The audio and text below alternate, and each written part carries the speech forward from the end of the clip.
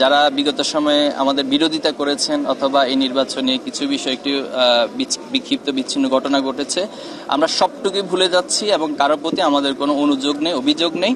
আমরা মনে করি আমরা পারস্পরিক উদারতা, শ্রদ্ধাবোধের মধ্য দিয়েই এই বিশ্ববিদ্যালয়কে একটি নিরাপদ ক্যাম্পাস এবং আন্তর্জাতিক মানের ক্যাম্পাস হিসেবে গড়ে তুলব। আমাদের একটি থিম ছিল, যেটা আমরা ডাকসু থেকে বলে আসছি, যারা এই জুলাই আন্দোলনের সাথে সম্পৃক্ত ছিল, জুলাই যোদ্ধা ছিল, তারা যেখানেই থাকুক না কেন তাদের মধ্য থেকে যে জিতবে আসলে সবাই জিতে যাবে। তো সেই সূত্র ধরে বলতে চাই যে চট্টগ্রাম বিশ্ববিদ্যালয় আজকে যে বিজয়, এটি শুধুমাত্র কোনো দল বা ব্যক্তির বিজয় নয়, এটি সবার বিজয় এবং সকল জুলাই যোদ্ধাদের বিজয়, জুলাই শহীদদের বিজয় এবং চট্টগ্রাম বিশ্ববিদ্যালয় শিক্ষার্থীদের বিজয় হিসেবে আমি এটিকে বলবো।